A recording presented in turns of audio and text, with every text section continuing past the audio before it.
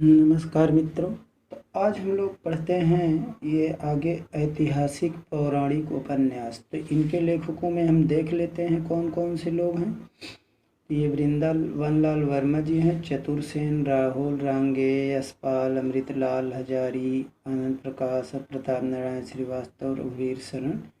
और बाद वाली पीढ़ी में इनके राजीव सक्सेना, शिवसागर मिश्र, नरेंद्र कोहली, वीरेंद्र कुमार जैन, इकबाल बहादुर देवसरे, मनु शर्मा, राम कुमार, और ये राम कुमार भ्रमर हैं, राम कुमार वर्मा नहीं, और शिव प्रसाद जयशंकर। तो ये इतना हम लोग लिस्ट देख लेते हैं मित्रों। बच्चन सिंह से लेकर ये भोला शंकर, ये सभी लोग ऐतिहासिक और पौराणिक उपन्यास लेखक हैं।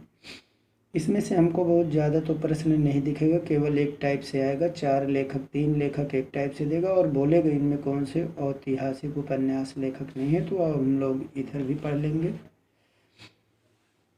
शुरुआत करते हैं हम लोग ये वृंदावनलाल वर्मा का। तो वृंदावनलाल वर्मा, इसमें देखते हैं मित्रों। तो इन्होंने ये है गढ़ कुम्हार 1928 में लिखा है, और विराटा की पद्मिनी 1936, झांसी की रानी 1946, कचनार 1948, मृगनयनी 1950, टूटे कांटे 1954, अहिल्याबाई 1955, भुवन विक्रम 1957, माधवराव जी सिंधिया 1957, रामगढ़ की रानी 1961, महारानी दुर्गावती 1964, कीचड़ और कमल 1964, सोती आग 1966, ललितादित्य और देवगढ़ की मुस्कान 1973 ईस्वी में। तो ये इतने इनके उपन्यास हो गए। और इसके बाद हम लोग देखते हैं मित्रों चतुरसेन शास्त्री जी। 1891 में इनका जन्म हुआ था, 1960 में मृत्यु। तो इन्होंने वैशाली की नगर वधू 1949, सोमनाथ 1954, वयम रक्षामा 1955। तो ये वैशाली की नगर वधू में वासुदेव महावीर स्वामी और गौतम बुद्ध सभी एक साथ उपस्थित हैं।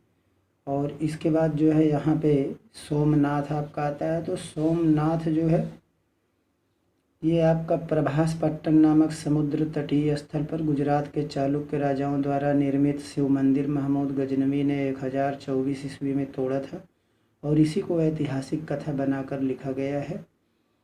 और फिर इसके बाद महमूद गजनवी को उन्होंने क्रूर आक्रांता के रूप में नहीं दिखाया है, कोमल हृदय प्रेमी मानव के रूप में प्रस्तुत किया गया है। वयम रक्षामा में वेद, ब्राह्मण, स्मृति, पुराण आदि के साथ ही विभिन्न देशों की जो है पुरातन कथाओं को साक्ष्य बनाकर इन्होंने लिखा है। फिर इसके बाद यहाँ पर हम लोग आते हैं रांगे राघव। तो ये है रांगे राघव जी। तो रांगे राघव ने जो है लिखा है ये मुर्दों का टीला। तो मुर्दों का टीला मोहनजोदड़ो की सभ्यता एवं उसके विनाश की काल्पनिक कथा यहाँ पर इन्होंने कहा है। फिर अन्य ऐतिहासिक इनके उपन्यास हैं चीवर, जब आवेगी काली घटा तथा राह न रुकी। इसमें भी इतिहास की रक्षा ही हुई है। फिर इसके बाद यहाँ पर हम लोग देख लेते हैं, ये हैं यशपाल जी। तो यशपाल जी ने क्या लिखा है? तो राहुल सांकृत्यायन और यशपाल ये दोनों ही इतिहास का आधार क्या रहा है? मार्क्सवादी इनका जीवन दर्शन रहा है।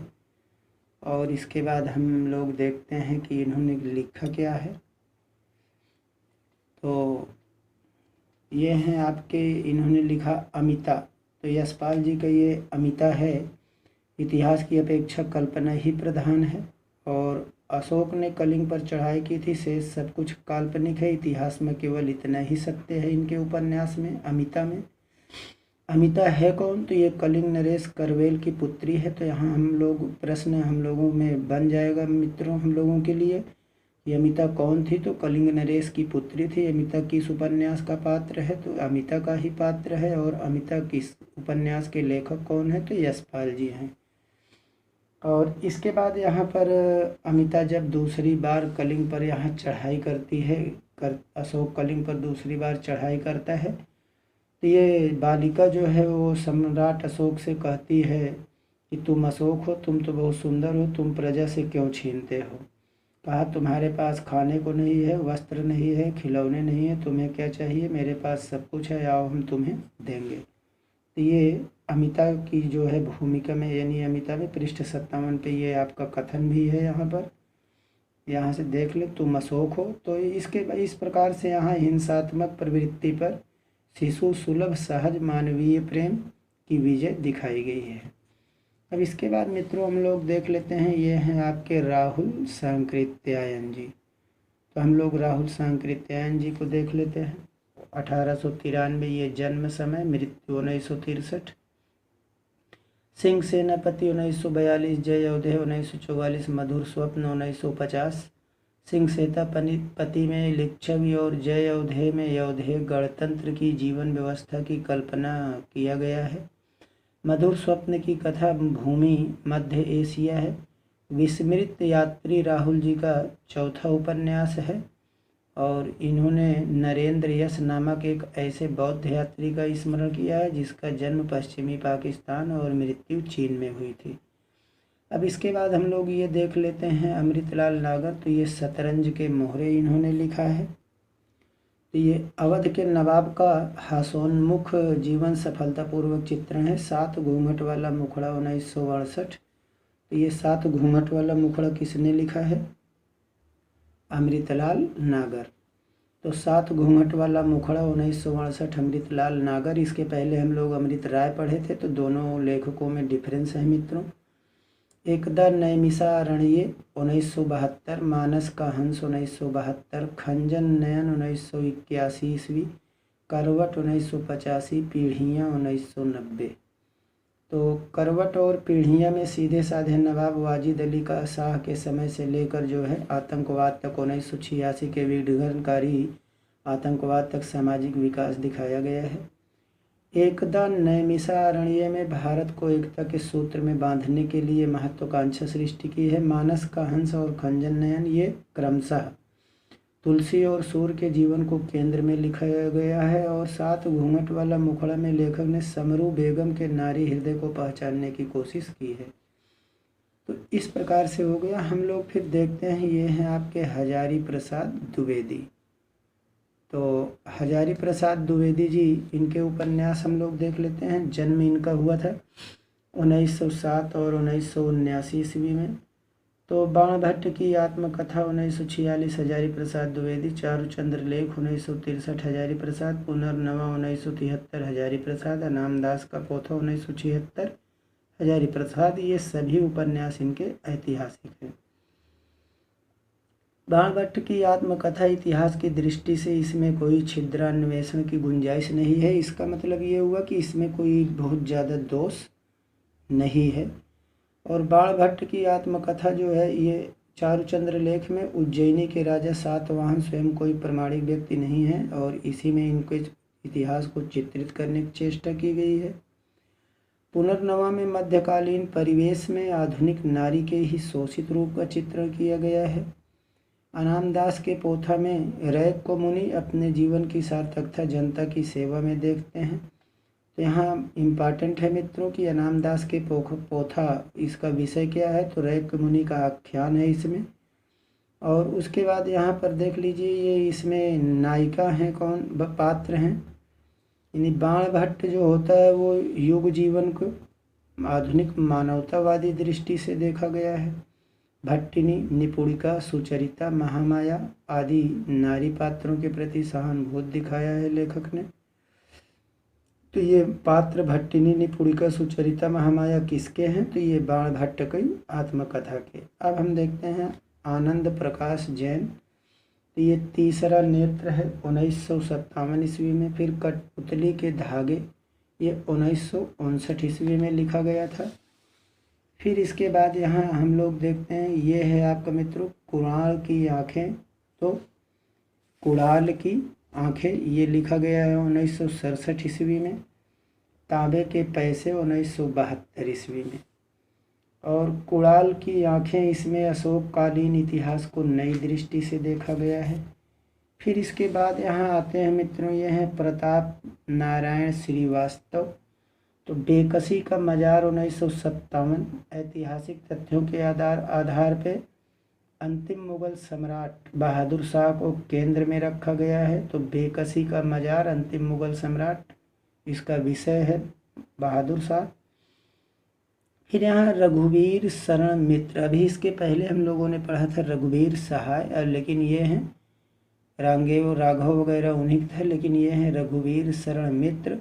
तो आग और पानी 1954, ढाल तलवार, ओस के आंसू पहली हार, तो ये 1955 रघुवीर शरण मित्र। फिर उजला कफन का राख की दुल्हन कांपती आवाज, दिन रोया रात हंसी रघुवीर शरण मित्र। तप का तेज रूप के जाले प्यास और सोले सोनों की राख 1957 रघुवीर शरण मित्र। बलिदान रंग बिरंगे चेहरे सदा सदा के प्रश्न आदि रघुवीर शरण मित्र। अब इसके बाद हम लोग देख लेते हैं यहाँ पर राजीव सक्सेना जी हैं। तो ये राजीव सक्सेना, यहाँ सदा सदा के प्रश्न आपने जो है ये सदा सदा के प्रश्न, इसमें आपने क्या लिखा है देख लीजिए। ये समय बदला है, पात्र नहीं बदले, व्यवस्थाएं बदली है, चरित्र नहीं बदले, जन्म नए हैं जीवन पुराने, न प्रश्न नए हैं न उत्तर नए हैं। तो ये सदा सदा के प्रश्न, पेज नंबर इस पर यहाँ पर इन्होंने दिया है। राजीव सक्सेना को देखते हैं। पाणिपुत्री सोमा 1972 राजीव सक्सेना। रामायणी 2000 ईस्वी राजीव सक्सेना। तो पाणिपुत्री सोमा में आर्य और अनार्य संघर्ष को नई प्रगतिशील दृष्टि से देखा है। वे कहते हैं पाणिपुत्री सोमा में जहाँ एक एक अध्याय में आर्यों के आर्थिक, तो ये कथन लंबा है मित्रों, यहाँ तक है आपका, तो आप इसको देख लीजिएगा। कथन मुझे इम्पॉर्टेंट नहीं लग रहा है। तो इनका पहली रचना हम लोगों ने देखा पाणिपुत्री सोमा, और ये दूसरा है रामायणी। रामायणी में कथा का आधार 1857 का प्रथम स्वतंत्रता संग्राम है। फिर इसी क्रम में आते हैं शिव सागर मिश्र मित्रों। तो ये हैं शिव सागर मिश्र। दो ऐतिहासिक उपन्यास, राज तिलक 1961 शिव सागर मिश्र, मगध की जय 1962 शिव सागर मिश्र। फिर ये है आपके नरेंद्र कोहली। तो नरेंद्र कोहली जी को भी हम लोग देख लेते हैं। तो इसमें नरेंद्र कोहली जो हैं, देखिए रामायण महाभारत को आरंभ बनाकर कई उपन्यास लिखे हैं। दीक्षा 1975 नरेंद्र कोहली, अवसर 1976 नरेंद्र कोहली, संघर्ष की ओर 1978 नरेंद्र कोहली, युद्ध 1979 दो भाग में है।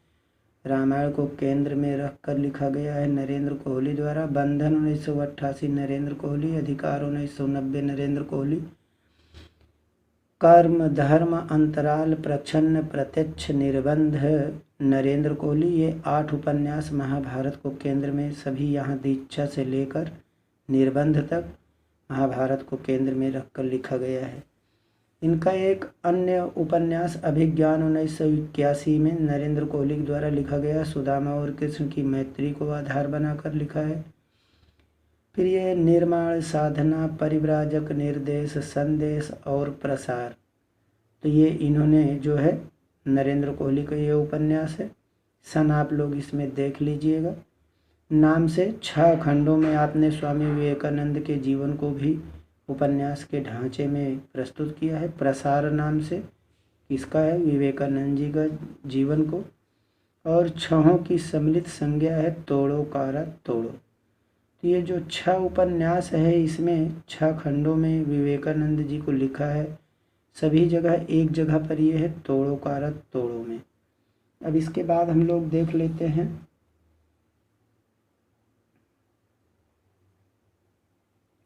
तो ये नरेंद्र कोहली जी जो थे, ये वासुदेव और देवकी के जीवन को लेकर वासुदेव 2007 में प्रकाशित हुआ। महाभारत के नारी पात्रों को लेकर मत्स्यगंधा 2012, हिडिंबा 2012, कुंती 2012, वरुण पुत्री 2018 नाम से उपन्यासों का सृजन किया। अब अगले लेखक आते हैं मित्रों वीरेंद्र कुमार जैन। तो इन्होंने भी जो है महावीर स्वामी के जीवन में केंद्र रख करके, जीवन को केंद्र में रखकर अनुत्तर योगी उपन्यास की रचना 5 खंडों में की है। पहला खंड 1974, उसके बाद 3 खंड 75, 78, 81। तो ये जो है इन्होंने महावीर स्वामी को महामानव के रूप में प्रस्तुत किया है। और उपन्यास का 5वां खंड भी प्रकाश है, तो यहाँ इन्होंने सन नहीं दिया है। फिलहाल हम लोग पहला खंड, तीसरा खंड ये देख लेते हैं।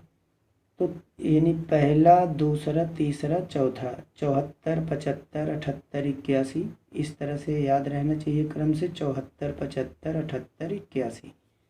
और ये 5वां खंड इन्होंने दिया नहीं है। इकबाल बहादुर देवसरे, इन्होंने भी कई उपन्यास लिखा है। अब इकबाल बहादुर को हम लोग देख लेते हैं।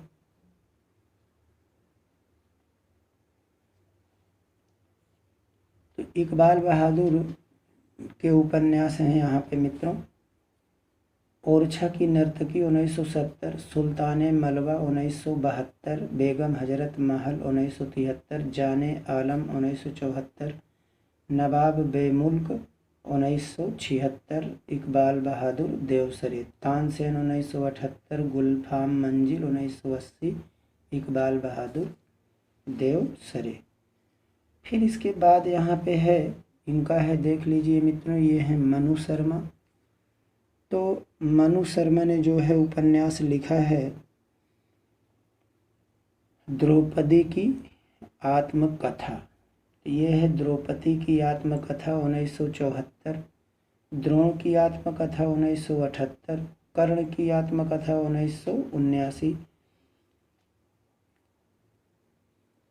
फिर अभिशप्त कथा 1982, शिव जी का आशीर्वाद, कृष्ण की आत्मकथा, नारद की भविष्यवाणी, दुरभिसंधि, द्वारिका की स्थापना, लक्षगृह, खांडवदार, आशु यज्ञ, मनु शर्मा, संघर्ष और प्रलय 8 भाग में प्रकाशित है। गांधारी की आत्मकथा 2004। ये इतना इनका मनु शर्मा जी के उपन्यास हैं, ऐतिहासिक या पौराणिक।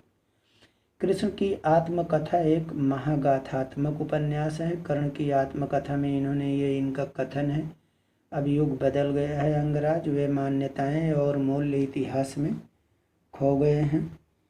तो इस तरह से रहा मित्रों, इन्होंने लिखा है। आगे हम लोग देखते हैं। अगले लेखक हैं मित्रों ये राजकुमार भ्रमर। तो ये सामाजिक उपन्यास लेखक हैं। हमें मालूम रहना चाहिए कि अभी तक हम लोग देख रहे थे यद्यपि ऐतिहासिक पौराणिक, लेकिन यहाँ ये इन्होंने सामाजिक उपन्यास ये लेखक हैं। औलाद का आदमी 1969, राजकुमार भ्रमर। और फिर उसके बाद इसमें है क्या ये, तो 1857 का प्रथम स्वतंत्रता संग्राम का एक नायक अजीमुल्ला खां को केंद्र में रखकर इन्होंने लिखा है। फिर हैं ये शिव प्रसाद सिंह, महत्वपूर्ण उपन्यासकार, ऐतिहासिक हैं। नीला चांद 1988 है। 1960 की काशी को पूरे उसके सांस्कृतिक संदर्भ में मूर्त किया है। और कलचुरी के राजा कर्णदेव के हाथ में उस समय काशी का शासन था। उसी समय गढ़वाल नरेश चंद्रदेव भी काशी के राजा माने जाते थे। तो कर्णदेव ने देववर्मा को हराकर उसका वध कर दिया। देववर्मा का छोटा भाई कीर्ति वर्मा जो है वो चंद्रदेव के पौत्र गोविंद चंद या गोविंद सिंह अपने संरक्षण में लेकर जनशक्ति को एकत्रित करता है। तो इस तरह से यहाँ पे हम लोग देखते हैं मित्रों। और यहाँ पर इन्होंने ये चीज़ बताया है कि इसमें गोमती, शीलभद्रा, सुनंदरा, बसंती, दक्षिणा जैसे नारी पात्र भी हैं। किसमें, नीला चांद में। ये सभी नीला चांद के पात्र हैं, गोमती, शीलभद्रा, सुनंदा, बसंती, दक्षिणा और नारी पात्र। तो यहाँ से देखा इन्होंने, नीला चांद के बाद इन्होंने 3 उपन्यास और ऐतिहासिक उपन्यास लिखा था मित्रों। वो 3 उपन्यास कौन कौन से हैं देख लीजिए। कुहरे में युद्ध 1992, लेखक का नाम मालूम रहना चाहिए कि कुहरे में युद्ध 1992 शिव प्रसाद सिंह। दिल्ली दूर है 1993 शिव प्रसाद सिंह। वैश्य वानर 1996 शिव प्रसाद सिंह। तो कुहरे में युद्ध और दिल्ली दूर है एक ही उपन्यास। हानौज दिल्ली दूरस्थ, इसी के 2 खंड हैं। और कथानायक महोबा के राजा परमार्दी देव और तारुलेक के मर्दी देव का सेनापति आनंदवास एक है। ये पहले खंड का संबंध जुझौती से है और दूसरे का दिल्ली से। फिर इसके बाद यहाँ हम लोग देख लेते हैं मित्रों, अगले लेखक आपके हैं जयशंकर द्विवेदी। तो ये जयशंकर द्विवेदी जी हैं। इन्होंने महाकवि कालिदास की आत्मकथा लिखा है। तो महाकवि कालिदास की आत्मकथा 1987, जयशंकर द्विवेदी। जयशंकर प्रसाद नहीं समझिएगा, ये जयशंकर द्विवेदी है। फिर आगे हैं भोला शंकर व्यास आनंद पगारे, तो ये इन्होंने अद्भुत प्रणय कथा सब लिखा है मित्रों। आगे हम लोग देखते हैं, ये है शरद पगारे के 7 उपन्यास। गुलारा बेगम, गंधर्व सेन बेगम, जैनावादी, पाटलिपुत्र की सम्राज्ञी शरद पगारे, उजाले की तलाश, जिंदगी के बदलते रूप, चंद्रमुखी का देवदास शरद पगारे। गुलारा बेगम में शाहजादा खुर्रम और उसका एक हसीन बेटी गुलारा की प्रेम कथा है। फिर इसके बाद ये है मित्रों, इन्हीं का जो उपन्यास है किसका है, शरद पगारे जी का, गंधर्व सेन। इसमें गंधर्व सेन और बौद्ध उज्जैनी के महाराज थे गंधर्व सेन, और बौद्ध साध्वी सरस्वती की प्रेम कथा है। फिर इसके बाद यहाँ है मित्रों, ये है बेगम जैनावादी। ये इस उपन्यास का नाम है तो बुरहानपुर की बेहद खूबसूरत नृत्यांगना हीरा जैनावादी और औरंगजेब की प्रेम कहानी कही गई है। आनंद शर्मा वास्तव में ये तो पत्रकार थे, लेकिन 5 उपन्यास इन्होंने लिखा था। इतिहास के नूपुर आनंद शर्मा, रस कपूर आनंद शर्मा, एक और भीष्म आनंद शर्मा, नरवद सुप्यारदेन आनंद शर्मा, अमृत पुत्र आनंद शर्मा, रस कपूर 95 ये सिद्ध उपन्यास है। और राजा जगत सिंह जयपुर के रसकपुर की प्रेम कथा वर्णित है, रस कपूर की। राजा जगत सिंह और रस कपूर एक रूप गुण संपन्न विदुषी तवायफ थी। तो इसमें रस कपूर और जगत सिंह, इसमें इनका ये जो है प्रेम कथा है। फिर ये है मित्रों नरवद सुप्यारदे, ये भी आपका जो है आनंद शर्मा का ही उपन्यास है। नरवद सुप्यारदे 2003 में इन्होंने लिखा था। रूस की राजकुमारी सुप्यारदे और मंडोर राजकुमार नरवद राठौड़ के अप्रतिम प्रेम की कहानी कही गई है। कहानी ऐतिहासिक दृष्टि से प्रमाणिक भी है। और इसके बाद यहाँ आते हैं मित्रों बच्चन सिंह। तो हरिवंश राय बच्चन न समझे, बच्चन सिंह का पुस्तक हम लोग आधुनिक साहित्य का इतिहास और जो है आधुनिक साहित्य का दूसरा इतिहास, ये दोनों पुस्तकें हम लोग अक्सर पढ़ते हैं। तो इस तरह से मित्रों हम लोग देखते हैं आगे।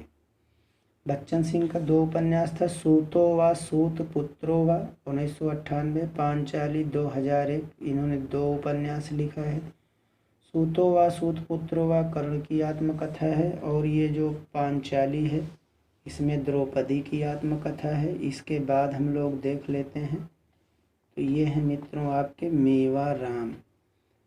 तो हम लोग देखते हैं ये मेवाराम जी। मेवाराम ने 4 ऐतिहासिक उपन्यास, दारा सिकोह 2009 मेवाराम, रजिया सुल्तान 2011 मेवाराम, बदनसीब बादशाह हुमायूं 2014 मेवाराम, नूर जहां 2 खंड 2018 मेवाराम, आशा प्रभात 1958, मैं जनक नंदिनी 2017 आशा प्रभात, रंगनाथ तिवारी का एकमात्र ऐतिहासिक उपन्यास सरधना की बेगम 2005। इसमें समरू को केंद्र में रख करके अमृतलाल नागर ने लघु उपन्यास 7 घूंघट वाला मुखड़ा लिखा था।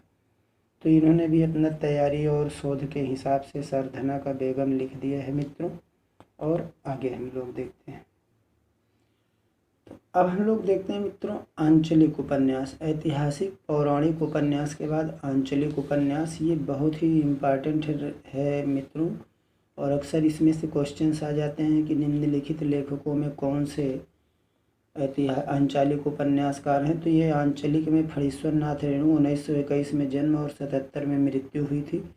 मान लीजिए हम सही सन अगर नहीं भी बोलते हैं मित्रों, तो कोशिश करते हैं जो इम्पॉर्टेंट होते हैं बोल देते हैं, जो इम्पॉर्टेंट मुझे लगता है नहीं है तो उसे हम नहीं बोलते। फिर भी आप देख सकते हैं, महिला आंचल 1954, परती परिकथा 1957, दीर्घ तपा 1963 रेणु, जुलूस 1965 रेणु, कितने चौराहे 1966 रेणु जी, पलटू बाबू रोड 1979 फणीश्वर नाथ रेणु, नागार्जुन का है ये उपन्यास। अब सभी ये आंचलिक हैं, तो ये नागार्जुन लेखक हैं। यहाँ हम लोग देखते हैं 10 में 1910 जन्म हो गया, 1998 मृत्यु।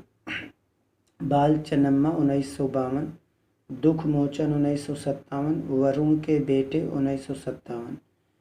तो इस तरह से ये इनके उपन्यास क्या हैं, आंचलिक। फिर इसके बाद ये आपका आते हैं देवेंद्र सत्यार्थी, रथ के पहिए 1953, कठपुतली 1954, ब्रह्मपुत्र 1956, दूध गाछ 1958। तो ये देवेंद्र सत्यार्थी हैं। कथा कहो उर्वशी देवेंद्र सत्यार्थी, तेरी कसम सतलुज 1988 देवेंद्र सत्यार्थी। और ये रुद्र काशिकेय, बहती गंगा उदय शंकर भट्ट का, सागर लहरें और मनुष्य लोक परलोक, रांगे राघव जी का कब तक पुकारूं, राजेंद्र अवस्थी का सूरज किरण की छाँव, जंगल के फूल, जाने कितनी आंखें।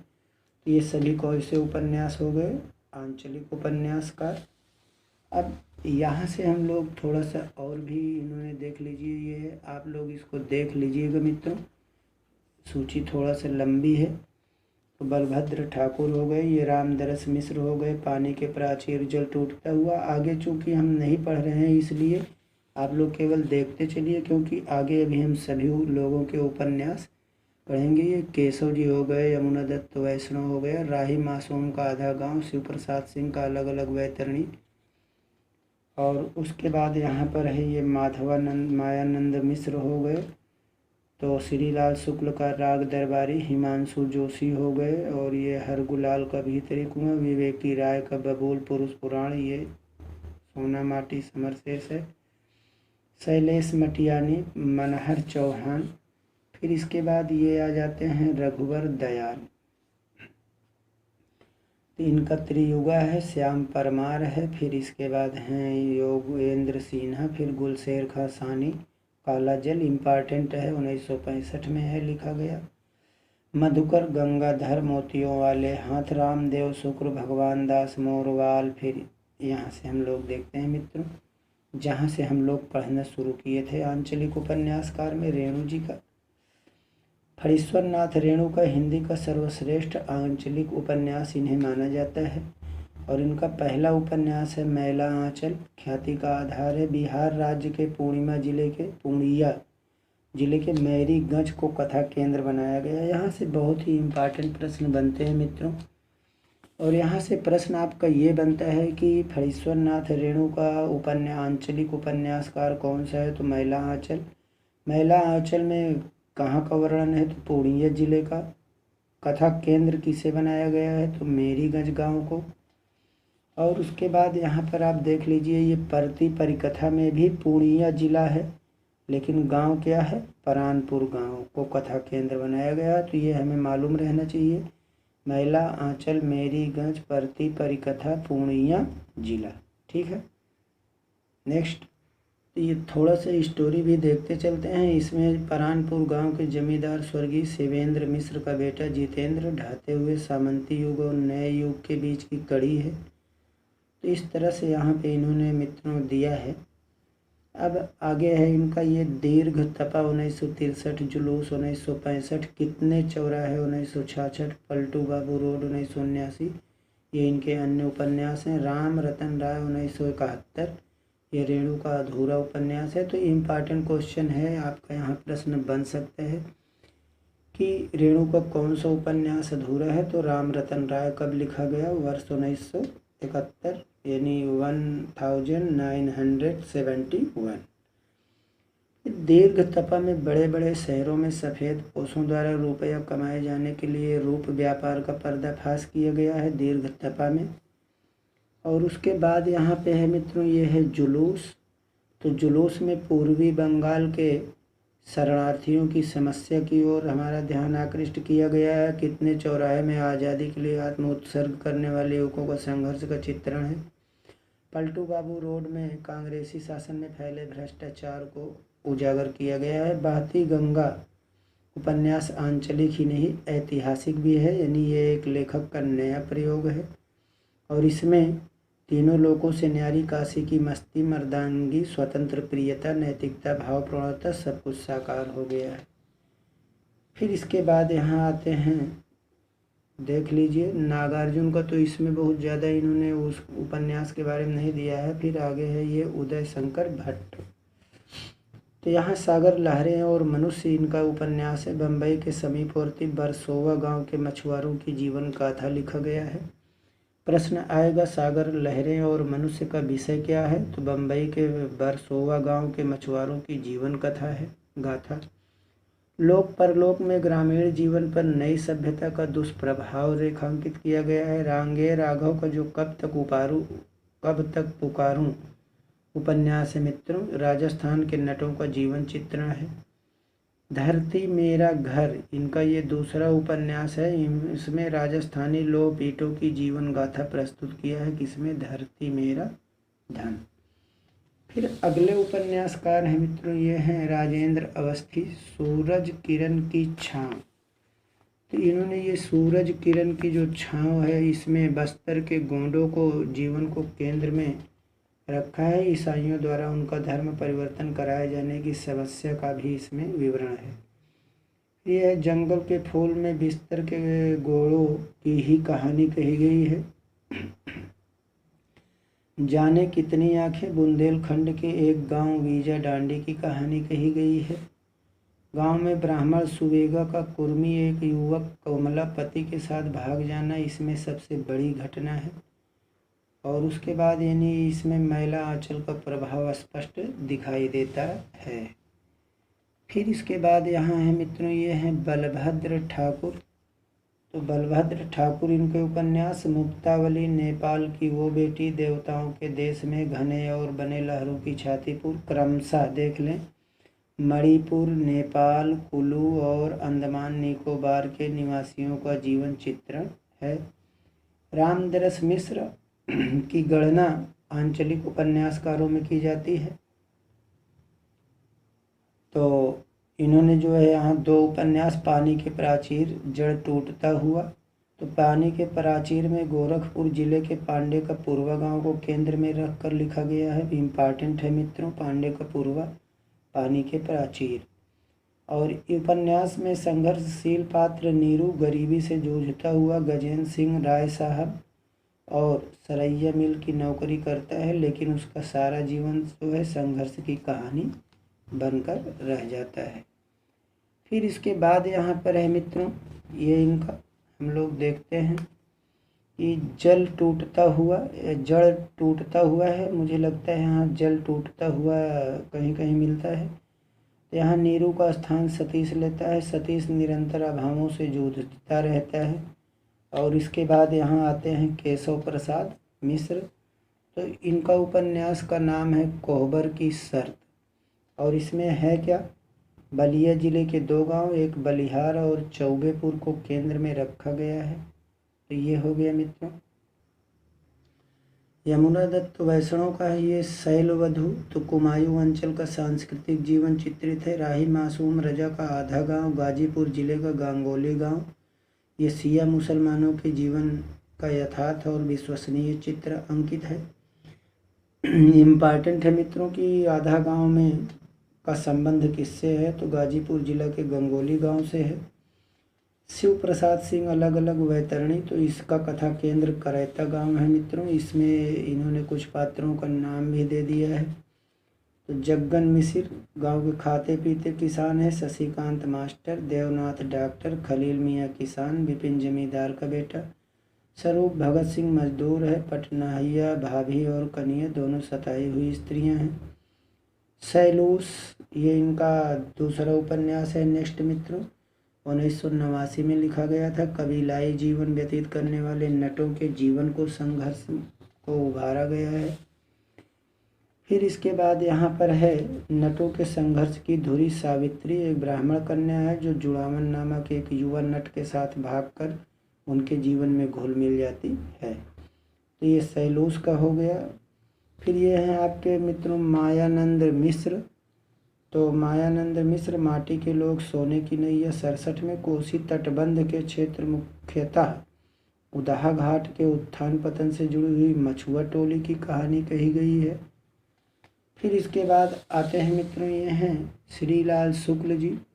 तो इनका श्रीलाल शुक्ल का राग दरबारी एक विशिष्ट उपन्यास है। इस पे इनको ज्ञानपीठ भी मिला है मित्रों। लेखक ने पूरा उपन्यास व्यंग्यात्मक शैली में लिखा है। कथा का केंद्र शिवपालगंज और मुख्य समस्या शिवपालगंज के कॉलेज की है। अगले हैं ये हिमांशु जोशी। तो हिमांशु जोशी ने पहाड़ों की दयनीय स्थिति का मार्मिक चित्रण किया है मित्रों। तो कगार की आग 1976 अल्मोड़ा जिले के लवहन गांव की कहानी कही गई है। उपन्यास के केंद्रीय पात्र गोमती की विवस्था सारी स्त्रियों की विवस्था है। कलिया, खुशाल राम, तिरपनलाल सभी उसके रूप के प्यासे हैं। अंत में कलिया उसके पति पिरमा की हत्या करा देता है। गोमती काल भैरवी बनकर रात में उसको भी जला देती है और बच्चे को लेकर अंधियारे में गुम हो जाती है। अभी भी पहाड़ी गांव रात के अंधेरे में जी रहे हैं। हर गुलाल के भीतरी कुआं 1974 में बुलंद शहर के करैता गांव की कथा कही गई है। करैता नहीं सॉरी मित्रों, करौरा गांव। तो ये भी आप देख लीजिए। उसके बाद आते हैं ये हैं विवेकी राय। तो विवेकी राय जी जो हैं बबूल 1964, विवेकी राय पुरुष पुराण, विवेकी राय लोक ऋण, श्वेत पत्र, सोना माटी, विवेकी राय समर शेष है, मंगल भवन, नमामि ग्रामम, विवेकी राय, दैनिक पार 2003, विवेकी राय। ये सोना माटी गाजीपुर और बलिया के बीच 40-50 किलोमीटर के वृत्त में फैले हुए करैल क्षेत्र के जीवन को केंद्र में रखकर लिखा गया है। और उसके बाद मूल्यवादी पात्र राम रूप विवश और असहाय दिखाई देता है। उसका सगा ससुर हनुमान प्रसाद रावण की भूमिका निभाता है। समर शेष में विवेकी राय के जो पात्र हैं इनको देख लीजिए। संतोष कुमार त्रिवेदी यानी संतोष पंडित, सुराज, रामराज, जयंती, जानकीनाथ सभी संघर्षशील हैं। और पूरा उपन्यास जो है ये प्रतीकात्मक व्यंग्यार्थ भी रखता है और इन्होंने इसका स्टोरी भी दिया है।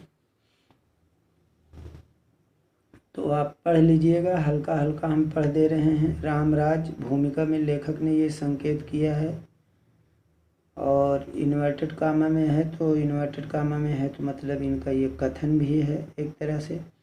रामराज अंततः देश को नहीं मिला, चर्चा बेकार हो गई। सुराज अपने जनपदों में उतरते उतरते बुझ गया। दिल्ली से चला सुराज अंग्रेजों के बनाए स्टेशन से आगे कहाँ बढ़ सका। गांव गांव में सड़क किनारा खोखला साबित हुआ। हतप्रभ सुराज अपनी ही आत्मा जैसी उस अनन्य प्रेमिका ग्रामवासिनी जनता से नहीं मिल सका जो भगनाश, उपेक्षित, कुंठित और रुग्ण होकर अदेख हो गई। तो यहाँ तक इन्होंने लिखा है। तो यहाँ लेखक ने सुराज, रामराज, जयंती, जनता सभी को प्रतीक रूप में उपस्थित प्रस्तुत किया है। जयंती जनशक्ति है, वह नारी शक्ति भी है। सुराज के आह्वान पर वह संघर्ष छोड़ देती है। सुराज को जनता तक पहुँचने में बाधक व्यवस्था ही यहाँ सड़क के रूप में चित्रित है। तो इस तरह से यहाँ मंगल भवन इनका अगला उपन्यास है मित्रों। तो ये जो मंगल भवन है विवेकी राय की महत्वाकांक्षा रचना है। इसकी रचना की मूल प्रेरणा देशभक्ति और राष्ट्र निष्ठा है। और इसके बाद हम लोग देख लेते हैं यहाँ इस शौर्य गाथा को सामने। लेखक का अनुभव कहता है कि आज के राजनीतिक युग में राष्ट्रीय भावों जीवन क्षेत्रों को खारिज कर दिया गया है, इसलिए उसका कर्तव्य है अपने भावात्मक शौर्य गाथा को जनता के सामने रखे। और इस गाथा को सामने लाने के लिए 62 ईस्वी के चीन और भारत, 1971 के पाकिस्तान भारत युद्ध के संदर्भ सूत्रों के मेजर जगदीश के साक्ष्य पर प्रस्तुत किया गया है। तो हम लोग अगला देखते हैं, ये है नमामि ग्रामम।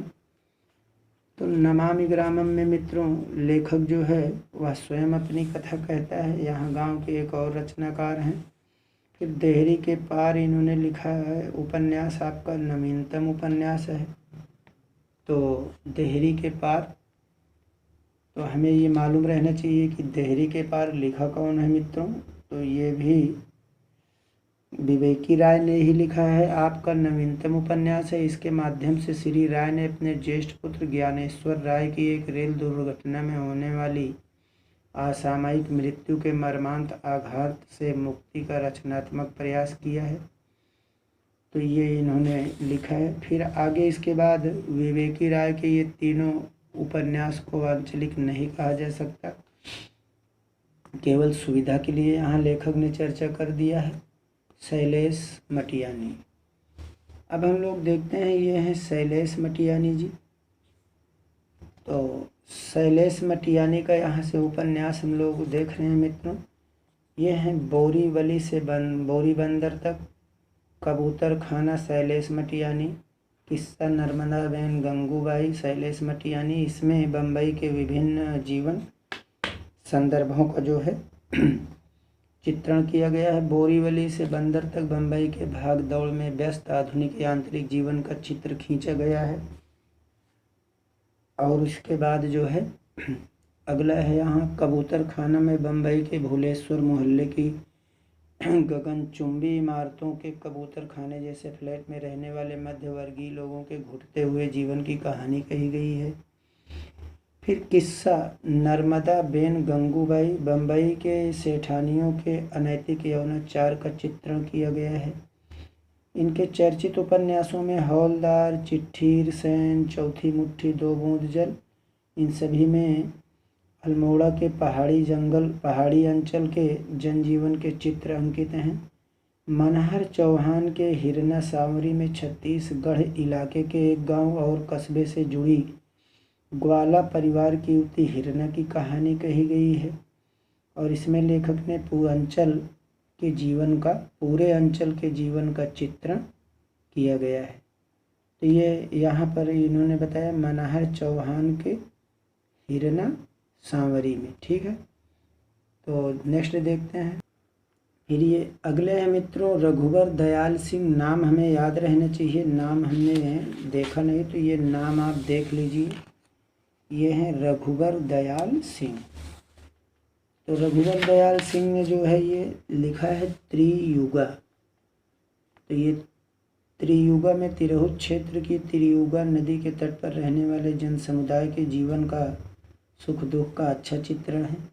श्यामा परमार मोरझाल मालवा के आदिवासी भील, योगेंद्र सिन्हा के मन में सिंहभूमि के वो जनजाति के जीवन का चित्रण किया गया है, यानी श्याम परमार के मोरझाल में। और सानी का यहाँ उपन्यास है। तो ये श्याम परमार लेखक का नाम है और ये योगेंद्र सिन्हा ये जो है हो जनजाति का चित्रण इसमें इन्होंने किया है। सानी के उपन्यास काला जल बस्तर के दो मुस्लिम परिवार की 3 पीढ़ियों की कहानी है। इम्पॉर्टेंट रचना है, टीजीटी पीजीटी में अक्सर पूछ ली जाती है मित्रों। और ये काला जल इसी टूटन घुटन का प्रतीक है। साल बनों के दीप में ये आपका उपन्यास का नाम है। मड़िया जनजाति के जीवन के यथार्थ का चित्रण किया गया है सानी के द्वारा। मधु गंगाधर ये मोतियों वाले हाथ में पटना नगर के समीप जसवंत नगर कॉलोनी में रहने वाले बंगाली परिवार को केंद्र में रखकर विस्थापितों के दुख दर्द का चित्रण किया गया है। फिर से कहो सोनारी गांव के हलवाहा में एतबारी का जीवन संघर्ष है। सुबह होने तक कोसी की भीषण बाढ़ के बीच उजड़ने बसने को मजबूर जनजीवन की करुण गाथा अंकित है। फिर उसके बाद ये हैं रामदेव शुक्ल। तो ग्राम देवता में आज़ादी के बाद बदलते हुए जीवन का यथार्थ चित्रित है। तो यहाँ एक चीज़ आप लोग को क्लियर हो जाए मित्रों, ये श्याम परमार जो है लेखक का नाम है, ये इनके उपन्यास का नाम है मोरझाल। फिर ये योगेंद्र सिन्हा लेखक का नाम है और ये वन के मन में तो ये आपके उपन्यास का नाम है। तो हम लोग यहाँ देखते हैं यहाँ तक देख लिए राम शुक्ल देव शुक्ल के ग्राम देवता में आज़ादी के बाद बदलते हुए गांव के जीवन का यथार्थ चित्रित है। फिर ये है मित्रों आपके भगवान दास मोरवाल का काला पहाड़ की कथा। हरियाणा राज्य के मेवात क्षेत्र के एक गांव नगीना को केंद्र में रखकर लिखा गया है। तो आपसे ऐसे पूछा जाएगा कि यहाँ काला पहाड़ में किस गांव को केंद्र में रखा गया है, तो नगीना गांव को रखा गया है केंद्र में। फिर इसके बाद यहाँ से ये है मित्रों काला पहाड़ जो है इसमें है क्या, तो इस काला पहाड़ में समकालीन भारतीय समाज की प्रदूषित मानसिकता को बिंबित करने वाला एक श्रेष्ठ उपन्यास है। फिर है बाबुल तेरे देश में 2004, ये भगवान दास मोरवाल का 484 पृष्ठों का है बृहत उपन्यास है। पितृसत्तात्मक परिवार में पुरुष वर्चस्व की चक्की के भीतर पिसती स्त्रियों के जीवन की दारुण कथा कही गई है। रेत 2008। इस उपन्यास में भगवान दास मोरवाल ने हरियाणा और राजस्थान के सीमावर्ती क्षेत्रों में बसने वाली कंजर जनजाति के जीवन संघर्ष और द्वंद्व को उभारने की कोशिश की है। और इसके बाद यहाँ है मित्रों, इन्होंने थोड़ा सा ये आगे भी लिखा है कि इसी उपन्यास का मतलब रेत 2008 हम लोग यहाँ देख लेते हैं। ये है रेत आपका 2008। तो इसी उपन्यास में यहाँ इन्होंने माना गुरु और माँ नालिन्या की संतान कंजर और उसका जीवन, कंजर यानी कानन चर, जंगल में घूमने वाला, तो इसमें इन्हीं के जीवन का केंद्र में रख करके इन्होंने लिखा गया है। और इसमें कुछ पात्रों के ये नाम भी हैं मित्रों, तो ये कमला बुआ, सुशीला मामा, रुक्मिणी, वंदना, पूनम, और दूसरी तरफ संतों और अनीता भाभी बुआ, यानी ये सभी इस परिवार के जो है सदस्य हैं। और यहाँ पर ये पात्र भी हैं। तो ये है आपका मित्रों नरक मसीहा 2014 ईस्वी में लिखा गया था और इसको भगवान दास मोरवाल ने ही लिखा है। और एनजीओ को संस्कृति की ये पड़ताल करता है। 2 दशकों में जो हमारे देश में ये पनपी संस्कृति है, और यह हिंदी में एनजीओ संस्कृति पर लिखा गया पहला उपन्यास है। इम्पॉर्टेंट है मित्रों, प्रश्न बनेगा कि एनजीओ संस्कृति पर लिखा गया पहला उपन्यास कौन है? तो नरक मसीहा 2014 किसने लिखा है? तो भगवान दास मोरवाल जी ने। फिर यह है हलाला 2015। तो इसमें डमरू नामक चरित्र को मेवाती मुस्लिम परिवार को केंद्र में रखकर जो है लिखा गया है और निम्न मध्य वर्गीय मुस्लिम परिवारों को स्थिति को इसमें स्पष्ट किया गया। 3 तलाक के खिलाफ आज लगभग सभी मुस्लिम महिलाएं एकजुट हैं। पत्नी को तलाक देने के बाद अगर पति उसे पुनः पत्नी के रूप में अपनी ज़िंदगी में शामिल करना चाहता है तो वह पत्नी को पहले हलाला की प्रक्रिया से गुजरना पड़ता है। तो अपने देश में उपन्यासों में देश या समाज की किसी न किसी समस्या कथा को लेकर चलने वाले कथाकार भगवान दास मोरवाल ने हलाला उपन्यास में मुस्लिम समुदाय की इसी समस्या को चित्रित किया है। और फिर इसके बाद हलाला यानी तलाकशुदा औरत किसी दूसरे से यदि निकाह करे और फिर उसे तलाक या उसकी मौत के बाद वह पहले शौहर के लिए हलाल होती है। तो वास्तव में दरअसल हलाला धर्म के आड़ में बनाया गया ऐसा कानून है जिसने स्त्री को भोग्य बनाने का काम किया है। सच तो यह है कि हलाला मर्द को तथाकथित सजा देने के नाम पर गढ़ा गया एक ऐसा पुरुषवादी षड्यंत्र है जिसका खामियाजा अंततः औरत को ही भुगतना होता है। रूपा भी ऐसी जिस आदिम बर्बरता के अलावा कुछ नहीं कहा जा सकता। भगवान दास मोरवाल ने इस उपन्यास की रचना के द्वारा मुस्लिम स्त्रियों की इस जलालत को समाज के सामने रखा है। फिर ये अगला उपन्यास है भगवान दास मोरवाल जी का ही मित्रों। तो सुर बंजारन में यह हिंदी का पहला उपन्यास है। जो मेन इसमें है मित्रों हम वही पढ़ दे रहे हैं कि सुर बंजारन ये भी भगवान दास मोरवाल ने ही लिखा है। हिंदी का पहला उपन्यास है जिसके केंद्र में हाथरस शैली की नौटंकी, उसकी पूरा परंपरा और सुरों की समाप्त प्राय दुनिया है। इस उपन्यास की नायिका रागिनी केवल एक पात्र नहीं है बल्कि एक ऐसे असंख्य अलक्षित सुरों का प्रतिनिधि चित्र है जो आज गुमनामी के अंधेरे में खोए हुए अपने अपने सुरों की भीड़ गमक खटका को तलाश रहे हैं। इसलिए इसे हाथरस शैली की नौटंकी की अदाकारा का जीवन मृत्यु ज़्यादा महत्वपूर्ण लोक से संचित विरासत की एक प्रबल और जिजीविषा का लोमहर्षक आख्यान के रूप में हमारे सामने आता है। इनका अगला और ये लास्ट उपन्यास इनका है मित्रों, इसका भगवान दास मोरवाल जी का वंचना 2019। ये उपन्यास हमारे वर्तमान समाज का महाख्यान है जिसके पीछे लाशें और आगे आगे अंधेरा। उपन्यास पढ़ते हुए समझ में आता है कि भले ही वर्तमान भारतीय समाज का राजनीतिज्ञ नारा है बेटी बचाओ बेटी पढ़ाओ, मगर सामाजिक आकांक्षा है आदर्श बहू। तो यहाँ भारत जैसे विशाल देश में अनेक अंचल उपेक्षित और मुख्य जन प्रवाह से कटे हुए हैं। और इसके बाद है फिर ये संचार साधनों की आज भी कमी है। तो ये सभी चीज़ों का यहाँ मित्रों ने इन्होंने मेन यही था कि हमारा वर्तमान समाज का ये महाक्रांत वंचना। अब इसके बाद हम लोग देखते हैं मित्रों प्रेमचंदोत्तर आधुनिकता बोध के विविध स्तर, यानी प्रेमचंदोत्तर उपन्यास। प्रेमचंदोत्तर उपन्यास में पहले लेखक हैं मित्रों, ये हैं आपके प्रभाकर माचवे जी। तो प्रभाकर माचवे जी को हम लोग देख लेते हैं। प्रयोग धर्मी उपन्यासकार इन्हें माना जाता है। तो पहला प्रश्न तो यहाँ से आपका यही बन जाएगा कि प्रभाकर माचवे जी जो हैं वो किस प्रकार के उपन्यासकार हैं। तो प्रभाकर माचवे जी प्रयोग धर्मी उपन्यासकार हैं। इसके बाद यहाँ हम लोग इनका वो देख लेते हैं, परंतु 1940, एक तारा 1952 प्रभाकर माचवे, साचा 1956 प्रभाकर माचवे,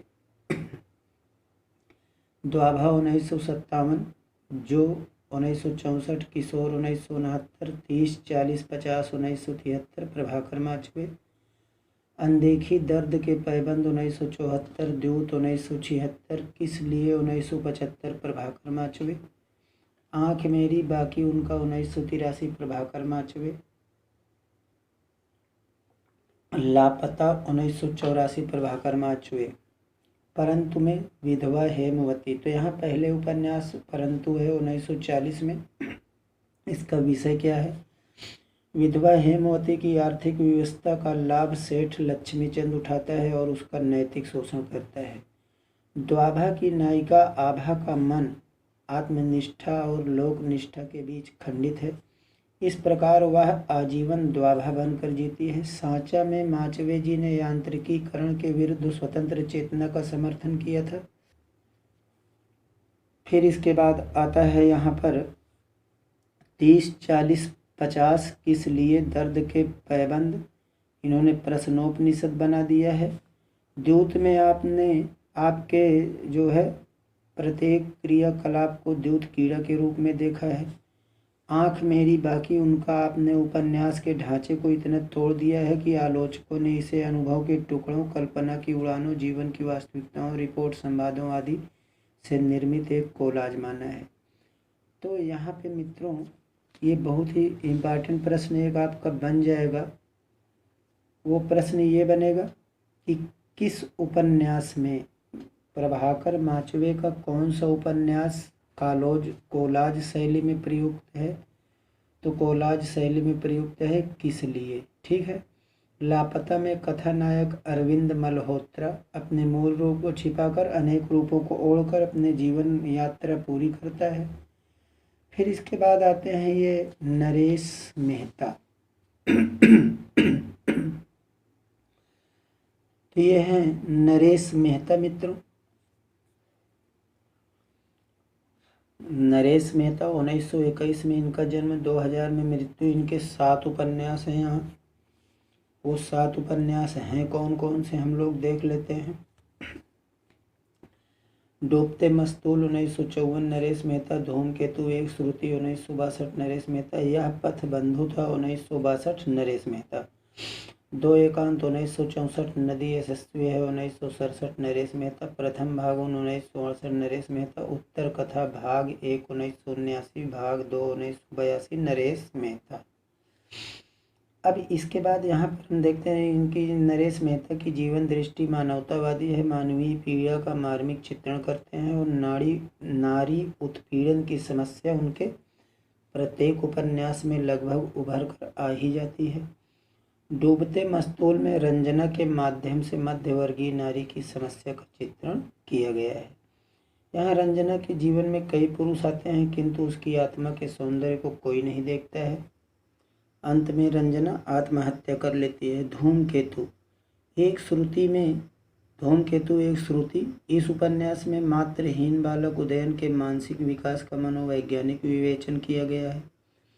यह पथ बंधु था। इसमें एक आदर्शवादी संस्कार संपन्न दंपति श्रीधर और सरो के जीवन संघर्ष की करुण कहानी कही गई है। दो एकांत में विवेक वानीरा और मेजर आनंद के माध्यम से आधुनिक समाज में स्त्री पुरुष के बनते बिगड़ते संबंध एवं तनाव का चित्रण किया गया है। नदी यशस्वी है धूमकेतु एक श्रुति का दूसरा खंड है। यानी नदी यशस्वी है जो ये धूमकेतु एक श्रुति का दूसरा खंड है, इसका दूसरा खंड ये है। इसमें उदयन किशोरावस्था में पहुंच गया है और अपनी अनंत बौद्धिक जिज्ञासाओं के साथ जीवन में अग्रसर होता है। यहाँ भी उसके मनोवैज्ञानिक विकास का सूक्ष्म विवेचन किया गया है। प्रथम फागुन में गोपा और महिम के माध्यम से 50-60 साल पहले लखनऊ का जीवन चित्रित है। उत्तर कथा 2 भाग में मालवा के कुछ ब्राह्मण परिवारों को केंद्र में रखकर 20वीं सदी के प्रथमार्ध की कथा कही गई है। लेखक ने दुर्गा, वसुंधरा और गायत्री के माध्यम से 3 अलग अलग संदर्भों में नारी उत्पीड़न का बड़ा मार्मिक चित्रण इन्होंने किया है। फिर इसके बाद यहाँ हम लोग देख लेते हैं ठाकुर प्रसाद सिंह। तो ये ठाकुर प्रसाद सिंह जी हैं। 2 उपन्यास कुब्जा सुंदरी 1963 और बाद में आदिम नाम से प्रकाशित हुआ था। यहाँ प्रश्न आपका बनेगा आदिम नाम से कौन सा उपन्यास प्रकाशित हुआ था, तो कुब्जा सुंदरी। 7 घरों का गांव 1985 ठाकुर प्रसाद सिंह। कुब्जा सुंदरी में संज्ञा नामक युवती अपने नपुंसक पति को त्याग कर अपने एक ऐसे सहपाठी के साथ संबंध जोड़ लेती है जिसे वह पहले से प्रेम करती थी, किंतु तब उन दोनों ने उसे गंभीरता से नहीं लिया था। 7 घरों का गांव में मिर्जापुर जिले में स्थित 7 घरों के बाग हमारा गांव की कहानी कहने की चेष्टा कही गई है, किंतु उपन्यास में गांव के स्थान पर श्री देव सिंह और परमेश्वर मिश्र की प्रतिद्वंदिता और दुरभिसंधि उभर कर सामने आई है। उपन्यास के अंत में कथावाचक मास्टर गांव छोड़कर चला जाता है और मिर्जापुर के सूखाग्रस्त इलाकों में भटकता हुआ पंचायत स्कूल की व्यर्थता और भ्रष्टाचार का यथार्थ चित्र अंकित करता है। इसके बाद ये है आपके मित्रों कृष्णचंद्र शर्मा भिक्खु। 1.5 दर्जन इनके उपन्यास हैं। आदमी का बच्चा, संक्रांति, भंवर जाल। और फिर इधर हम लोग आ जाते हैं, ये है नागफनी और सोम देवता की घाटी कृष्णचंद्र शर्मा। सोने का मृग, महाश्रमण सुने और उनकी परंपराएं सुने कृष्णचंद्र शर्मा भिक्खु। अस्तंगता 1965, रेवती 1967, लाल ढांग, मौत की सराय, योगमाया, एक और ययाति, रक्त यात्रा, दूरवा, चंदनवन की याग, तथापि, कदाचित, महाछंद कृष्णचंद्र शर्मा भिक्खु। तो इसके बाद ये इनका जो है अपने पहले उपन्यास आदमी का बच्चा में उन्होंने दिखाया है कि विकास की अव्याहत परंपरा में विकासशील मनुष्य विकास के नूतन स्तरों पर प्रतिष्ठित होकर भी शिशु मात्र रहता है। भंवर जाल में मानव प्रकृति की जटिलता को समझने का प्रयास किया है। मौत की सराय में फ्रांस की 18वीं सदी की राज्य क्रांति 1793 का चित्रण किया गया है। योग माया में योग साधना का खोखलापन है। सोने का मृग, इसमें बम्बई के समृद्ध जीवन के मूल में व्याप्त गंदगी, शोषण और कुरूपता का निदर्शन है। लाल ढांग में कृष्ण प्रिया नामक यानी श्री कृष्ण की समर्पिता एक ऐसी आस्थावान नारी का चित्रण है जिसके संपर्क में आने वाले प्रत्येक व्यक्ति के जीवन में नवीन चेतना का उदय होता है। तो इस तरह से ये हम लोगों ने देखा मित्रों। और फिर ये है आपका रेवती। रेवती में 2 भिन्न प्रवृत्ति वाली नारियों का द्वंद्व दिखाकर नारी के चरित्र के वैशिष्ट्य का निदर्शन किया गया है। और फिर तथापि और कदाचित में भी स्त्री पुरुष के स्वभाव की रहस्यमयता, हत्या और आत्महत्या का मनोविज्ञान, इन सभी का चित्रण है। फिर इसके बाद आते हैं मित्रों, ये है आपके रामदरस मिश्र 1924 आंचलिक उपन्यासकार के रूप में अत्यधिक प्रसिद्ध हुए हैं। तो रामदरस मिश्र जी को हम लोग देख लेते हैं। तो इनका पहला उपन्यास ये है आपका बीच का समय 1970 ईस्वी रामदरस मिश्र। सूखता हुआ तालाब रामदरस मिश्र 1972। रात का सफ़र 1976 रामदरस। अपने लोग 1976, रामदरस, आकाश की छत 1979, बिना दरवाजे का मकान 1984, दूसरा घर 1986, थकी हुई सभा 1993, 20 बरस 1996, परिवार 2006, एकता कलाकार 2018, बीच का समय में अनमेल विवाह की त्रासदी से पीड़ित प्रोफेसर शील और उनकी छात्रा रीता के सहज आकर्षण और उससे उत्पन्न तनाव का बड़ा ही यथार्थ चित्र खींचा गया है। सूखता हुआ तालाब में अपनी जड़ नैतिकता बंधन में जकड़े हुए गांव, क्रमशः सूखते हुए जीवन रस का चित्रण। रात का सफ़र में एक ही रात की ट्रेन यात्रा में रीता का 6 महीने का अनुभव मूर्त हुआ है। तो यहाँ हम लोग देख लेते हैं मित्रों, आपका यहाँ से प्रश्न बनेगा कि एक ही रात की ट्रेन यात्रा में रीता का 6 महीने का अनुभव किस उपन्यास में मूर्त हुआ है। तो रात का सफ़र किसने लिखा है? रामदरस मिश्र ने। अपने लोग बड़ा उपन्यास है, कथा केंद्र गोरखपुर का है, लेकिन नगर की कथा के साथ गांव से की कथाएं भी जुड़ी हैं। फिर इसके बाद ये है आपका आकाश की छत। तो आकाश की जो छत है मित्रों, इसमें बाढ़ की विभीषिका से घिरे हुए मनुष्य की मानसिकता का यथार्थ चित्र खींचा है। बिना दरवाजे का मकान, दीपा जैसी कर्मठ नारी का जीवन संघर्ष। और फिर उसके बाद यहाँ पर हम लोग देखते हैं उसी का मार्मिक चित्रण है। दूसरा घर में भिखमंगे का बेटा कमलेश एमए करने के बाद गुजरात के महानगर में प्रवेश करता है और अपने ग्रामांचल की याद उसकी स्मृति में छा जाती है। फिर थकी हुई सुबह एक ऐसी ग्रामीण नारी कहानी है जो अपने पति की दायित्वहीन तक चलते एक नेता पुरुष की कृपा से शिक्षित होकर समाज में अपना स्वतंत्र स्थान बना लेती है। किंतु इस क्रम में एक स्थिति विडंबनापूर्ण हो जाती है। वह नेता पुरुष रामधन की रखेल बनकर रह जाती है। अपनी समाप्ति के साथ उपन्यास यह प्रश्न छोड़ जाता है कि अंधेरे से लड़ने के प्रयत्न में आज की नारी लेन देन की स्प्रीह पाले हुए पुरुषों के जाल में फंसकर कहीं अपना बहुत मूल्यवान खोने को लाचार तो नहीं रही है। 20 बरस ये एक रिपोर्ताजनुमा उपन्यास है और 20 बरस के में बदले हुए गांव का जीवन यथार्थ को देखता है। फिर इसके बाद है इनका उपन्यास मित्र, ये है परिवार। किसका? रामदरस मिश्र जी का। तो इसमें ये मिश्र जी का 12वां उपन्यास है। फिर इसमें जो है ऐसे परिवार की कथा कही गई है कि ये जिसके मुखिया एक काशीनाथ जी जो हैं आर्थिक दृष्टि से मामूली हैं, किंतु मन बड़ा है, पागल तक को एक सहज और सामान्य बना देता है। उन्होंने उपन्यास में मामूली आदमी की मामूलियत को अर्थवत्ता प्रदान करके मिश्र जी ने कथा रचना का एक अपूर्व उदाहरण प्रस्तुत किया गया। मोहन राकेश जी को हम लोग देख लेते हैं। तो ये हैं आपके मोहन राकेश। अंधेरे बंद कर मेरे 1961 ईस्वी, ना आने वाला कल 1968 मोहन राकेश, अंतराल 1972 मोहन राकेश। अंधेरे बंद कमरे में दिल्ली के अभिजात्य हरबंश और नीलिमा के दाम्पत्य जीवन की उसकी विसंगतियों का चित्रण है। फिर ना आने वाला कल, इसमें पहाड़ी प्रदेश की एक मिशनरी स्कूल में काम करने वाले हिंदी प्राध्यापक नरूला के त्यागपत्र देने की घटना को केंद्र में रखकर स्कूल के वातावरण, वहाँ की गंदी राजनीति तथा लोगों के प्रति दिन की छोटी छोटी समस्याओं का चित्रण किया गया है। पति पत्नी के संबंधों में तनाव घुटन यहाँ भी है। नरूला के त्यागपत्र से अब सब अपने भविष्य के प्रति सशंक हो जाते हैं। अंतराल में स्त्री पुरुष के संबंधों की जटिलता और सूक्ष्म स्तर पर पहचाना गया है। श्यामा विधवा है, इसके एक बच्ची भी है। उसका परिचय कुमार से होता है, दोनों एक दूसरे के निकट आते हैं। श्यामा लौट जाती है, फिर बाद में दोनों बम्बई में मिलते हैं। इस बीच कुमार ने विवाह कर लिया, लेकिन वह पत्नी से संतुष्ट नहीं है।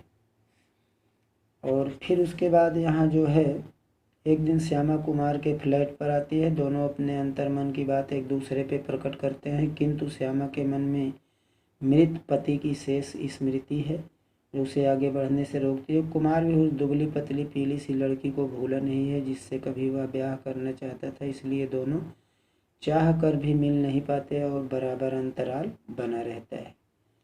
फिर उसके बाद आ गए यहाँ श्रीलाल शुक्ल जी। तो यहाँ श्रीलाल शुक्ल का देख लीजिए, राग दरबारी की चर्चा हम इनके कर चुके हैं।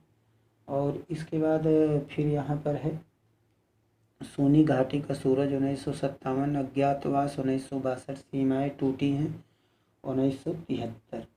और फिर जो है आदमी का जहर 1974, माकान 1976, पहला पड़ाव 1987 ईस्वी में है। अगला उपन्यास इनका है मित्रों ये विश्रामपुर का संत हो गया। फिर है ये राग विराग हो गया 2001 में, विश्रामपुर का संत 98। अब सीमाएं टूटती हैं, एक परिवार के टूटते बनते जटिल संबंधों की कथा है। परिवार के मुखिया दुर्गादास पर हत्या का आरोप है, जन्म कैद की सजा हो जाती है।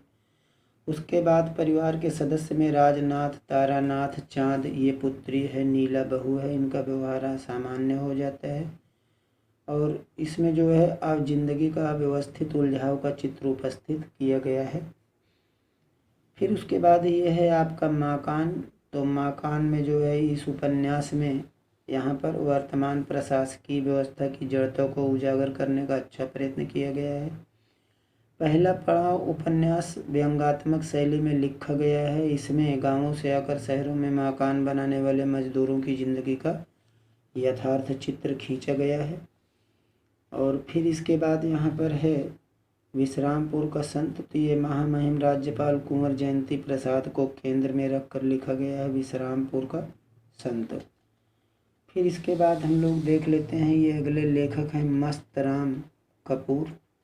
तो मस्तराम कपूर जी जो हैं ये एक सदी बाँझ 1991 ईस्वी, विपथगामी 1997, विषय पुरुष 97, रास्ता बंद काम चालू, नाक का डॉक्टर आदि उपन्यास प्रकाशित हैं। धर्मवीर भारती जी को देख लेते हैं। तो ये धर्मवीर भारती जी हैं गुनाहों का देवता 1949, सूरज का सातवां घोड़ा 1952, गुनाहों का देवता एक भावुकता पूर्ण करुण प्रेम कहानी है। चंदर और सुधा ये किशोर भावुकता की उपज है, उनका संबंध आज के जटिल सामाजिक यथार्थ से जुड़ नहीं पाता।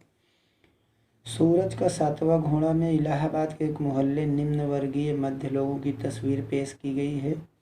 और उपन्यास में मणिक मुल्ला यहाँ हैं, देख लीजिए। ये इनका कथन दिया गया है कि देखो यह कहानियाँ वास्तव में प्रेम नहीं वरन उस जिंदगी का चित्रण करती है जिसे आज का निम्न वर्ग मध्य वर्ग जी रहा है। तो उसके बाद यहाँ पर हम लोग देख लेते हैं ये नेमीचंद जैन का कथन है। उपन्यास में आशा और आस्था का आरोप निष्कर्षवादी अधिक है। कथा में प्रस्तुत मानवीय स्थिति से सहज निःसृत नहीं है। तो ये नेमीचंद जैन ने लिखा है, इनका इस पर कथन है ये इनके। और ये कथन है कहाँ का, अधूरे साक्षात्कार का, 120 पृष्ठ पे है। कृष्ण बलदेव, उसका बचपन 1957, कृष्ण बलदेव। फिर विमल उर्फ जाए तो जाए कहाँ 1974, कृष्ण बलदेव। दूसरों न कोई 1978, कृष्ण बलदेव। दर्द ला दवा, गुजरा हुआ जमाना, काला कोलाज 89, नर नारी 96, माया लोक 99, एक नौकरानी की डायरी 2000। ये सभी कृष्ण बलदेव वैद्य के उपन्यास हैं। उसका बचपन इसमें जो है मित्रों, उसका बचपन ये एक निम्न मध्यवर्गीय छोटे से बालक वीरू के मानसिक विकास का बहुत ही सूक्ष्म चित्रण किया गया है।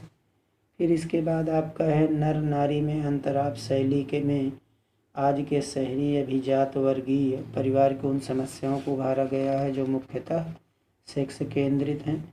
इसमें नारी का आक्रोश, असंतोष और विद्रोह, किंतु वह पुरुष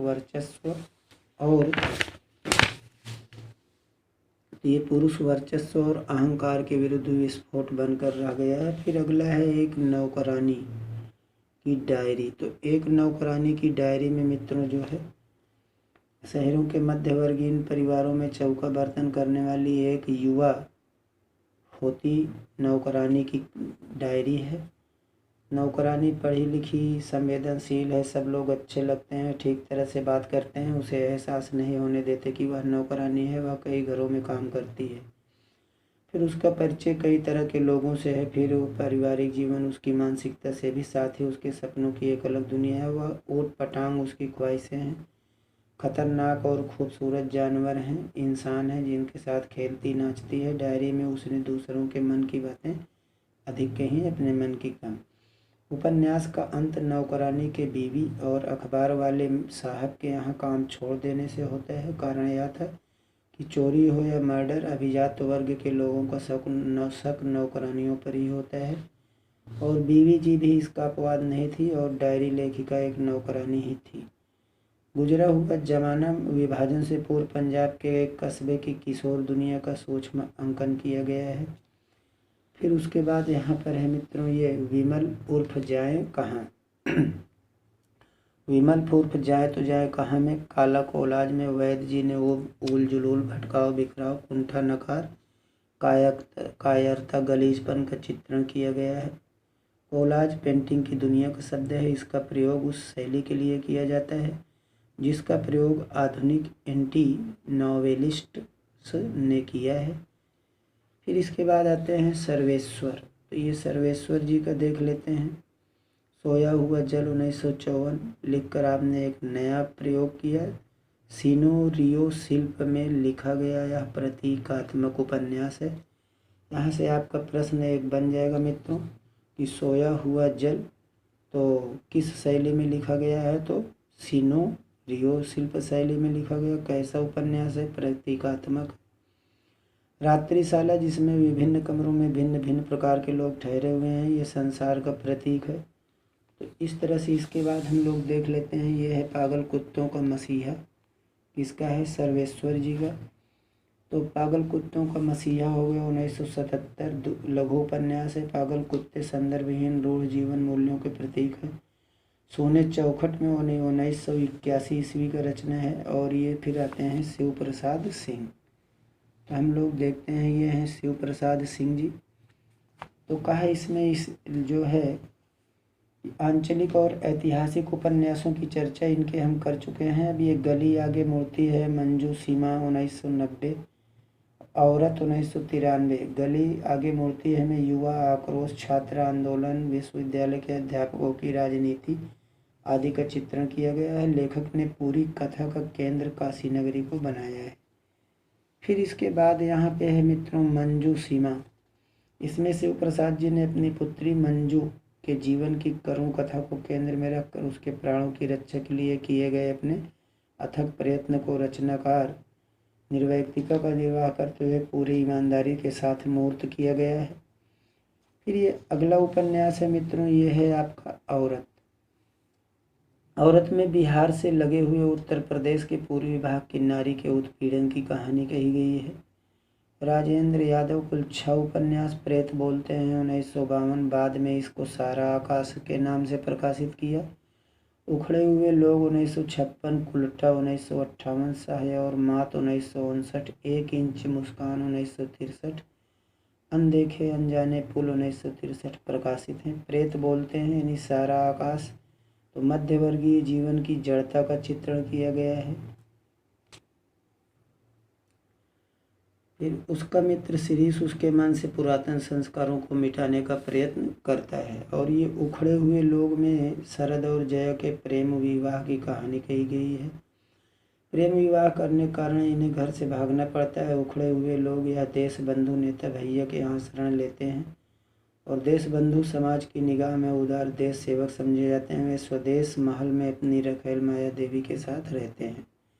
शरद देश बंधु के लिए लेख भाषण आदि लिखता है। वे उसका पूरा शोषण करते हैं। माया देवी की पुत्री पद्मा सुशिक्षित सुंदर है। एक दिन देश बंधु उसके साथ बलात्कार करना चाहते हैं। वह खिड़की से कूदकर आत्मघात कर लेती है। इस घटना से भयभीत होकर जया और शरद स्वदेश महल छोड़कर फिर समाज में उखड़ा जीवन व्यतीत करने को बाध्य हो जाते हैं। फिर इसके बाद यहाँ पर हम लोग देखते हैं मित्रों, ये स्वदेश महल आज की पूरी व्यवस्था का प्रतीक है। इस अनैतिक खोखली व्यवस्था में प्रत्येक शिक्षित संस्कारशील व्यक्ति उठ खड़ा हुआ है। साहे और मात में डायरी शैली में उदय और सुजाता की कहानी कही गई है। यह एक प्रेम कहानी है। दोनों के अंतर्मन का सूक्ष्म चित्रण किया गया है। लेखक ने प्रेम के नाम पे आदर्शवादी भावुकता और शारीरिक उत्तेजना से बचते हुए मन की परतों के एक एक स्तर खोलने की कोशिश की है। अनदेखे अनजान पुल, हम किसका पढ़ रहे हैं मित्रों, याद रहना चाहिए, राजेंद्र यादव जी का। तो अनदेखे अनजान पुल 1963 में हीनता से ग्रंथि से पीड़ित एक कुरूप युवती निन्नी के व्यक्तित्व का मनोवैज्ञानिक विवेचन किया गया है। वह दर्शन नामक व्यक्ति से प्रेम करती है। दर्शन का ब्याह किसी और से हो जाता है। इससे निन्नी को सदमा लगता है, टूट जाती है। एक विवाह उत्सव में बैजल नामक एक युवक अंधेरे में उसे अपनी प्रेमिका समझकर चूम लेता है। इसकी प्रतिक्रिया स्वरूप उसकी आग भड़क उठती है और वह इस सुख को उसकी पूर्णता में प्राप्त करने के लिए तत्पर हो जाती है। पूरे उपन्यास में निन्नी का चरित्र विशिष्टता में आकर्षण का केंद्र रहा है। फिर इसके बाद यहाँ है मित्रों 1 इंच मुस्कान। तो ये 1 इंच जो मुस्कान है, इसमें हम लोग राजेंद्र यादव और मन्नू भंडारी, उनकी दोनों पत्नी यानी उनकी पत्नी दोनों ने मिलकर इसकी रचना किया है। यहाँ पे प्रश्न आपका पूछा जाता है कि हाँ 1 इंच मुस्कान कैसी रचना है। तो संयुक्त रचना किसने किसने लिखा है? राजेंद्र यादव और मन्नू भंडारी के। या कभी कभी ऐसे दे देता है मित्रों कि 4 विकल्प, 4 आपका दे देगा। साय और मात, अनजाने पुल, अनदेखे अनजाने पुल, उल्टा और 1 इंच मुस्कान। निम्न में कौन सा संयुक्त उपन्यास है? तो 1 इंच मुस्कान होना चाहिए। इसमें कथा लेखक अमर रंजना से प्रेम करता है। दोनों ब्याह के बंधन में बंधने वाले होते हैं कि बीच में अमला आ जाती है। अमला कलकत्ते में रहती है, पति परित्यक्ता आधुनिका है, अमर की कहानियों की प्रशंसिका है। एक साक्षात्कार के बहाने अमर कलकत्ता पहुंचता है और अमला उससे विवाह बंधन से दूर रहने का अनुरोध करती है। अमर रंजना के विवाह प्रस्ताव को अस्वीकार कर देता है। वह 1 महीने में अपना उपन्यास पूरा करके अमला को समर्पित कर देता है।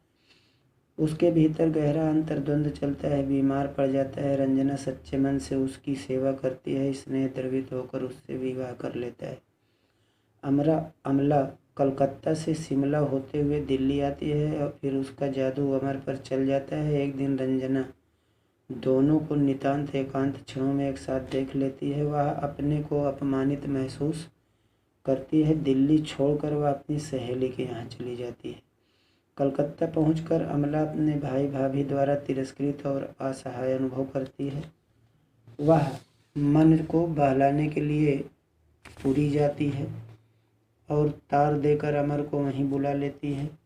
अमर बेहद खिन्न अवस्था में पुरी पहुंचता है। समुद्र जल में लेटी हुई अमला जब उसे खींचकर अपने छाती से लगाती है तो अनुभव करती है कि वह तो एकदम जड़ हो गया है। वह चौंक कर अलग हो जाती है। दिल्ली पहुंचने पर अमर को ज्ञात होता है कि अत्यंत निराश होकर रंजना कहीं चली गई है। अमर कन्याकुमारी पहुंचकर एक होटल में ठहरता है। तभी उसे पत्र द्वारा सूचना मिलती है कि अचानक अमला की मृत्यु हो गई है। रंजना और अमला दोनों की स्मृतियों अमर को मथने लगते हैं। वस्तुतः रंजना और अमला 2 पात्र नहीं 2 मूल्य हैं। रंजना के रूप में परंपरागत संस्कार, समर्पण, त्याग और सेवा। ये अमला के रूप में सृष्टा व्यक्तित्व और मुक्ति कामना साकार लिए हो। यह मुक्ति कामना ही 1 इंच मुस्कान है। दोनों के बीच रचनाकार का चित्र दोलायमान हो रहा है। अब इसके बाद हम लोग देख लेते हैं, ये है आपका उल्टा और मंत्रविद्ध में अपने मानव मन के रहस्यों का यथार्थ अंकन किया गया है। तो इस तरह से हम लोगों ने देख लिया मित्रों।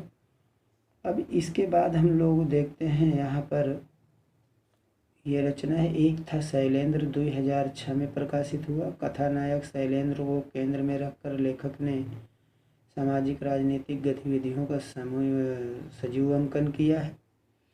निर्मल वर्मा। तो ठीक है मित्रों, निर्मल वर्मा हम लोग नेक्स्ट वीडियो में देखते हैं। फिर तब तक के लिए सभी मित्रों को धन्यवाद। गुड नाइट, नमस्कार।